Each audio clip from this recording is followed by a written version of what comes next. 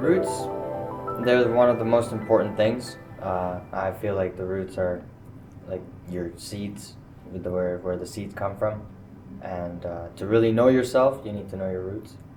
And there's cultural roots, there's where you come from, there's roots just like influences, you know? They have all these little roots. But as adoptees, that's another whole thing. That's a root by itself. You know what I mean? Immigration adoptees, that's even a different story.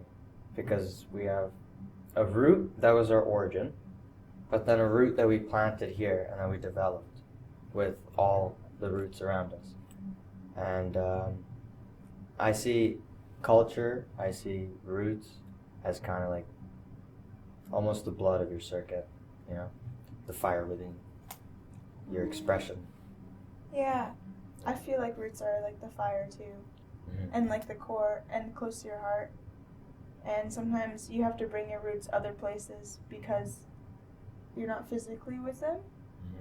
But there's like the different quadrants in your heart. That's like the tree stump. And then the valves that are coming from the heart, right? That's the roots, almost. And the seeds that go into it, that pumps your heart. So knowing your roots, knowing where that heart comes from, following that heart, it's a good imagery to like look at a tree, you know? But if you're rooted within, you can actually grow. But if you're rooted in an environment where you're not getting what you need, the supplements you need, the soil that you need, you're not going to grow very well. Yeah. Do you think that they talk about roots in psychology, even though that should be part of, I feel like, a conversation, at least? 100%. They do talk about it in psychology, but they talk about it in a developmental way. So they talk about it in adolescence, in child development, in the structuring of the brain and all that stuff. But to learn more about the cultural side of it, you know, the theme of diversity, the theme of traveling and different cultures interacting, what it does to the mind, how it interacts and how it changes the whole environment around you, you have to take specific courses. And I feel like it should be kind of switched, where you should learn about the whole biome of psychology and the culture, and the culture of psychology, to then learn those specifics of what you want to learn. But I wish that we didn't have to take electives to learn those specific parts of it. Because I feel like for psychology and culture, you know, I look at it like the science of art and the art of science.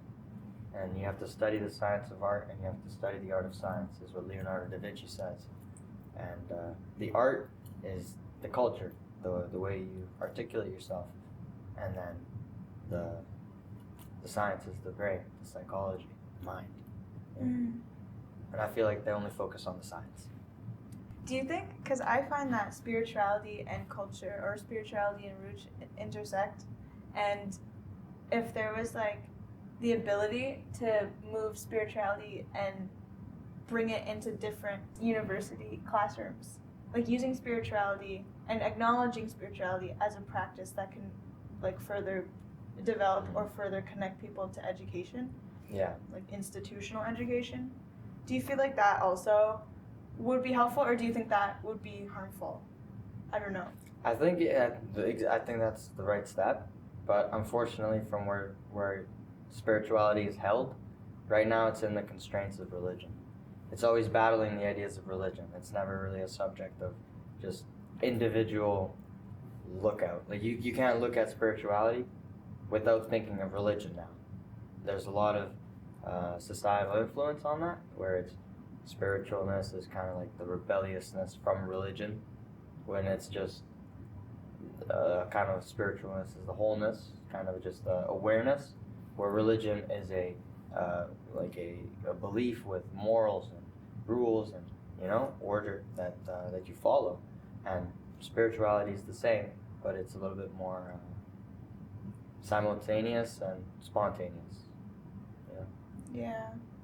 But the ideas of spirituality, what you're saying, I feel like they definitely need to get integrated into the school system, apart from religion, because that's what I'm saying. We have a religion, culture, spirituality course or something like that, like a whole section of courses. but it's always with religion. It's always what's religion, what's spirituality, and I think it would be cool if, like for psychology, um, spirituality was involved with the different cultures that are integrated within psychology, how we think. Like, for example, how do traditional tribes, right, who have not been touched by society, how do they behave together in a community? What is their belief system? How would they defend their belief systems? If we were to say no, that's not it, just like we have to a lot of people in our days, that no, that belief is blasphemy. That doesn't make sense. How would they react if we did that? Would they laugh at you because they know that it's real? You know, would they be offended? And there's all these types of like psychological questions about the mind, about the way you think, that is integrated with the culture and spirituality.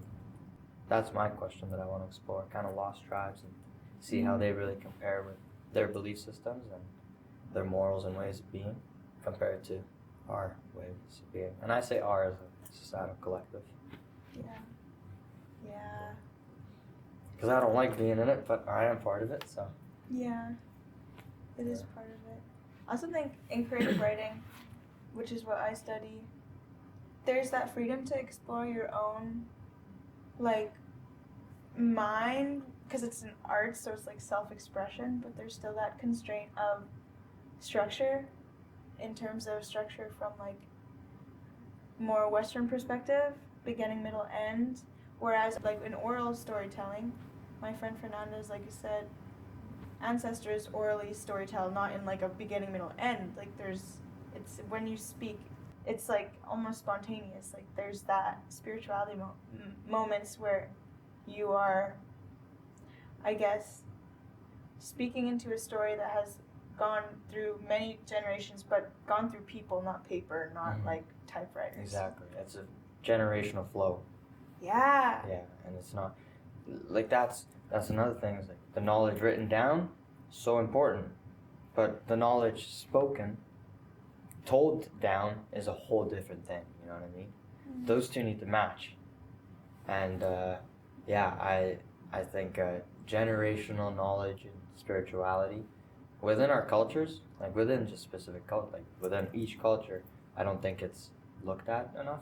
You know, like, how are we gonna pass this knowledge that we share, that we have, that we have developed over all these times?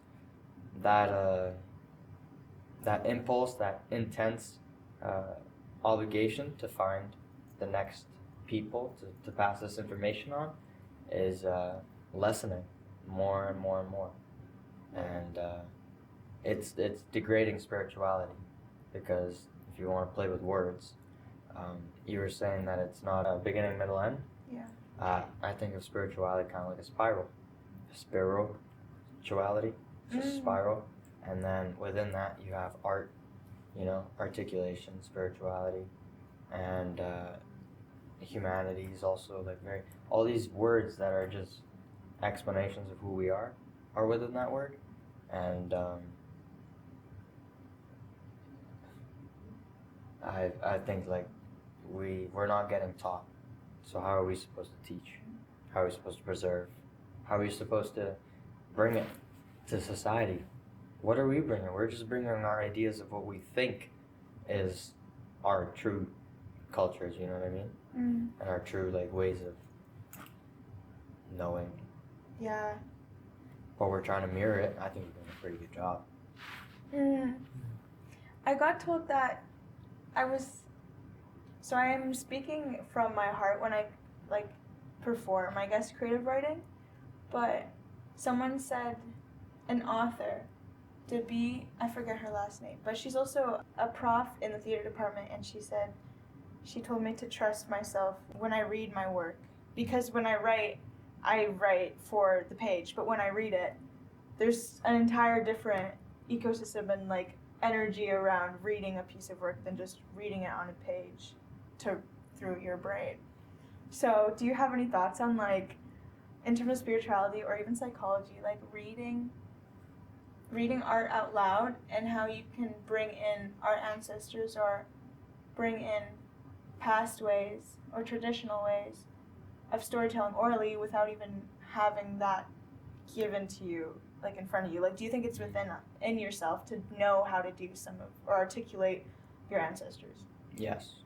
Yeah. I think it's within the blood, like within the way you articulate. And though there's one force which is being with the heart at all times. There's the force that's kind of you abandonment from your own heart, and then the story to get back to it, right? And heartbreak and all this stuff. But when you're true, when you're really true to yourself, your heart beats. And when your heart beats, when you're true to yourself, I feel that rhythm's the closest to the dance of your ancestors. Those words are fire. Literally. That's so cool, heartbeat. Do you think there's ways that we are distanced from our ancestors? 200%, are you kidding me? Every single day we wake up and learn something new, which could be blasphemy, and an information which influences us just a tiny centimeter away from the physical space or vibration that our ancestors believe in and are, you know? Or, I hate this one, I really don't like this one. But your mind can only remember so much, right? Yeah. So with all the input of stuff that we have, there's always a little thing that has to go out. So one day you all of a sudden remember, oh my goodness, this. But then you also think, wait, I forgot. I think that the way of society, the speed of society, is the way that we're going further and further away from our ancestors. Because we don't have a time to be with them. We don't have the time to just be, just to sit and be with our ancestors, with our spirits. That makes sense. Because we always have to be physical. Yeah, and external. Yeah. Always plugged into something. Yeah. I read in a book called Healing Justice Lineages. That's crazy. Forgetting is a tool of white supremacy. Remembering is the opposite. And what you were speaking about really felt like that really had a conversation with those quotes from the book. But do you think that institutions, or do you think that school helps us forget? It doesn't help us forget, it feeds us to forget. Feeds us. Yeah. And also, you know how you said, I kind of thought it was something cool, but you said one system makes us forget, one system makes us remember, right? Yeah. Well, what I try to follow is right in between, and it's memories. Memory. Forget, remember, what are you forgetting and remembering? Memories. Yeah. So, balance. Yeah. Do you think you can access memories if you haven't lived them, but your past ancestors have? Mm-hmm. Yeah. I do. Dang. Do you use that in your life? Yes. Yeah! Yeah, I do. But it's difficult because there's a lot of why and who I am in my life. Because as an adoptee, I was segregated from the whole family tree thing.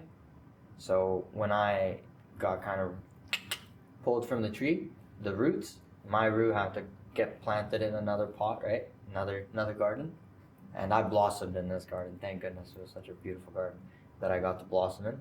But that segregation definitely impacts the how do I say this? It impacts the way you the way you are around your surrounding. Like you grow up knowing that you're not from here, but you know that you want to you're welcome. You want to be here. So being adoptee and thinking about culture and all that stuff, and thinking of all these deja vus and memories and lives that aren't mine even.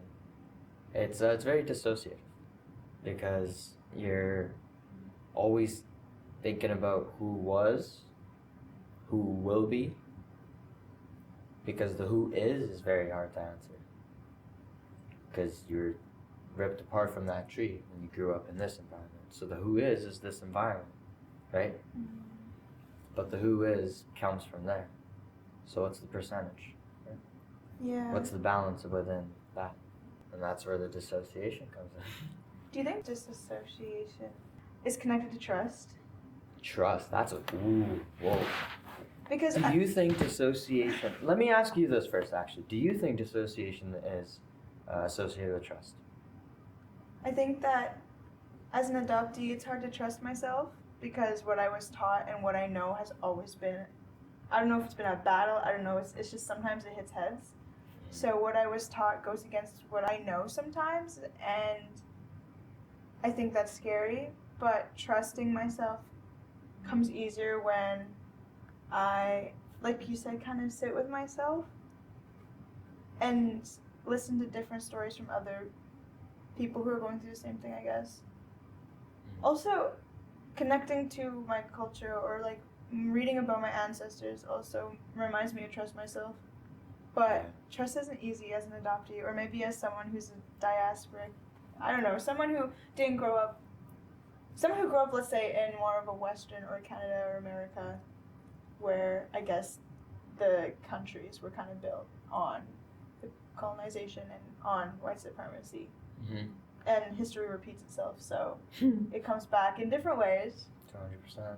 And the harm can still be done, even if it's not a gun. Maybe it is too. But. Harm isn't done only physically. Yeah. 200%. You have to plan. You have to plan the whole situation before you pull out a gun, right? Yeah. So, there's already mental harm before physical. Yeah. You have to plan it. Yeah. It's malicious. And it's funny you started as an adoptee, because same. As an adoptee, I think trust is very skewed in our perspective, because we do trust, but our body doesn't. Because our body got given up straight away, yo. Yeah. Like, no fault of no one. No, like, forgiven to all, you know? Forgiven? Maybe. Maybe not. Yeah. Forgiven. But, no, we got straight. Like, from the start, our body got left cold. We didn't get put that energetic blanket that those other ones did. So, our bodies don't trust getting coded by others, you know? But our minds do. So, that's where the trust really is, actually. Whether your body can trust your mind. And that's why adoptees have such a hard time with trust, because we have to trust ourselves, and that's the hardest thing to do. Yeah. Yeah. Yeah. Shut up. Adoption, yo. Adoption. We Adoption. smart out here. Yeah. Adoption has superpowers stuff. No, I swear. It's unfortunate, but you think a lot. You might as well use it. Yeah. Wait, no. Like. It's true. Yeah. It's just always constantly like, what's that? Who am I? What's this? I think that's also harder in schools when you're not told who to trust. I feel like I wasn't told who to trust growing up. Especially, I mean, if I can't trust myself, but like those around you, and building trust with people around you is important. But I think once I got older, I was able to tune into my internal self and see if I trust more. Where is that accessible, and where, like, let's say I'm in a class and someone's teaching me the ways of like a white man, or the readings or the work of a white man, and says do the same thing. I'm like, I have to trust myself that I can emulate that, but what feels right for me might not be 100%. that. Yeah, and that's when intuition comes in. You know, intuition, just like we said, and this is for everyone, adopted, not left alone, beat. Really, any situation with parentals, like any situationship with parents, that's when that the body trusting the mind, you know, how we have the body so hesitant to trust the mind as we got left, it's so cold. That trust the trust within the body is that intuition, is that gut feeling, is when your hair stands up on when you get goosebumps. And that's when you have to have that kind of, why don't you step outside your body and reflect? You know what I mean? Mm-hmm. And that's where intuition comes in, and your body and everyone's body is hesitant in this society, oh my goodness. No one has intuition. Everything's so fast-paced. Everything's so kind of 50-50 all the time. You know what I mean? There's really no certainty. So, believing that your body knows is important, because then the intuition comes, and then not hesitating when your intuition speaks is the other form of trust, and that's the mind trusting the body. Whoa. Yeah. I never thought of intuition, mind trusting the body. That's so beautiful.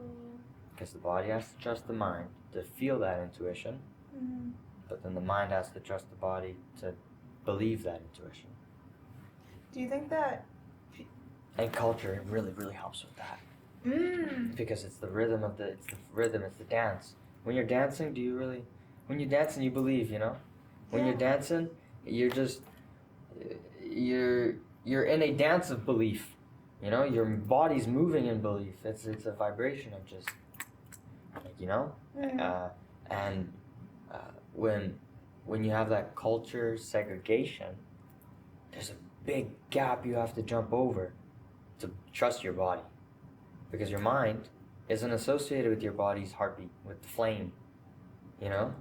So if it's flaming, it's a really big fire. You really want to jump over this gap, which is the bridge. And culture I see is like a bridge to this flame, to this dance. Yeah, it's a whole image. I see. Okay, the dance is the flame and the culture and the heartbeat, right? That's your heart. But then there's a bridge, and that's that awareness, the knowledge, the generational knowledge of culture. The bridge, generational knowledge. And then the mind trusting that the body and the heart is you crossing that bridge. That's why I feel culture and spirituality and understanding your roots is so important to really understanding who you are and how you work. If there's a symbol of the heart and the bridge that gets there, where do you feel like the beginning is? Where are you starting before the bridge? Where are you starting before the bridge? If that's just the mind. It is, but it's kind of like, it's an egg, you know what I mean? Seed. Like, it's a seed, yeah. Whoa, I just got a really cool vision, man. Share it? So you are a tree. It's that seed. You become a tree. Here's a bridge. Here's all this people dancing, all this heart, all this articulation. You're a tree, but you believe in life. You're alive too. You are the tree. Yeah. And all these roots that you have in the ground. One of your roots is just tapping on the ground because it heals all the dancing, right? So just tapping on the ground, do, right? Imagine my tree. This is a stump. That's a root. Root's going like this. I want to go to the fire. That's the fire. This is the bridge. I want to go to the fire. So it just grows. Grows. And every single day you grow a bit more. Every single day you grow a bit more. And now you're growing. Now you're there, right? Now you grow another flower. Because it's warm there. Every inch you grow with your root to get closer to this fire. So that your root can grow another flower. Because it's warm there. You can grow more. There's going to be water. They can plant it, right? Another root can grow there. Another flower can grow. So kind of feel like, yeah, you are a tree. That crossing the bridge is this life.